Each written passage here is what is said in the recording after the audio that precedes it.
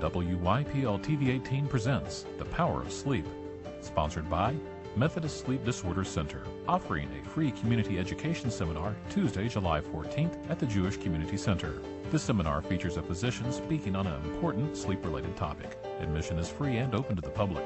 The seminar begins at 6:30 p.m. on Tuesday, July 14th. More information can be found at www.methodisthealth.org or 901-683-0044. Methodist Healthcare, embracing the miracle of life.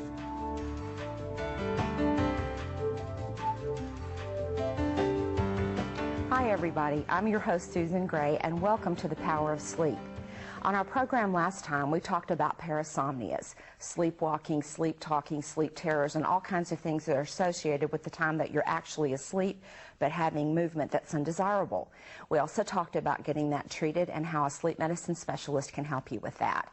Well, today we have Dr. Merrill Wise with us, sleep medicine specialist and neurologist. Welcome, Dr. Wise. Thanks so much.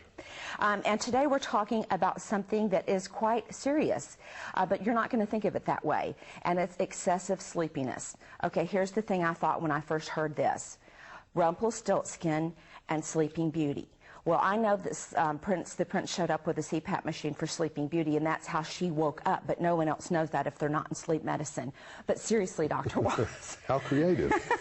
How serious is excessive sleepiness? Sleepiness is a real problem in our society. We tend to have a lot of humorous comments about it and to make light of it, but in truth, excessive sleepiness is a major personal health and public health issue. What is excessive sleepiness? Well, excessive sleepiness means that the individual has difficulty maintaining full alertness, wakefulness during the key times of the day when alertness matters. Mm-hmm. I have had the observation over the years that many patients with chronic sleepiness lose the ability to fully appreciate how sleepy they are. They have lived with the problem so long that it is really a part of who they are, and they do not necessarily identify it as the problem that it is. About napping, is napping during the day normal? Well, for younger children, of course, it is normal, but in general, once we're past the preschool or very early elementary age group, an individual who must take a nap should at least consider the possibility that there is an underlying sleep problem or sleep disorder. And here's another thing that was a big surprise to me. If you come home from work and you sit in your big chair and get comfortable and watch TV and fall asleep while you're waiting for your dinner, is that normal? That is a red flag as well. Many individuals with sleepiness will say, well, I'm only sleepy when I'm sitting down or when I'm in a sedentary situation. Well, in those situations, we should be able to maintain normal wakefulness. And so, again, the situation you described would be a red flag for a potential problem. Here's another one. I just talked to a woman the other day that said, oh, you know, I really don't have this problem unless I'm driving from here to Nashville. And, you know, it's just so relaxing, and the next thing I know, I'm trying to go to sleep.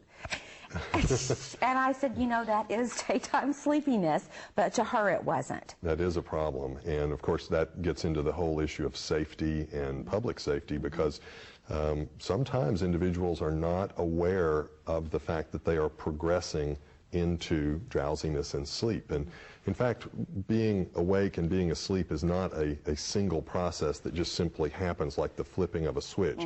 It's actually a progressive phenomenon, and the way we fall asleep is that we transition through having brief little micro sleeps that may only last a half second or perhaps a second, where the brainwave activity slows slightly and we have a brief lapse for half second, 1 or 2 seconds, and then there may be an alerting phenomenon, and then a few seconds later another micro sleep.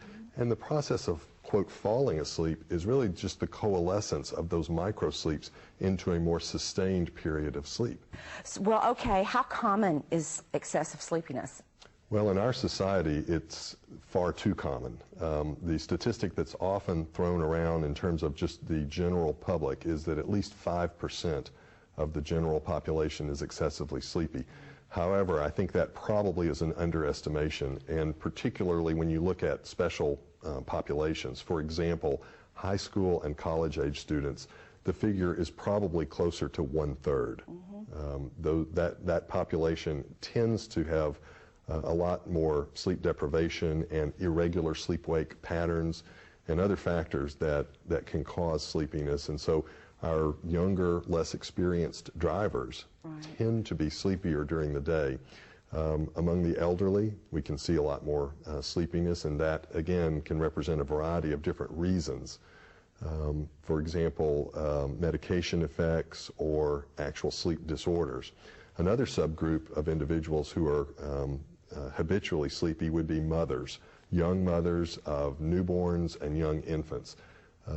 Major problem. It's present more often than not. And they need a lot of help, so if you're there to help them, be sure you pitch in.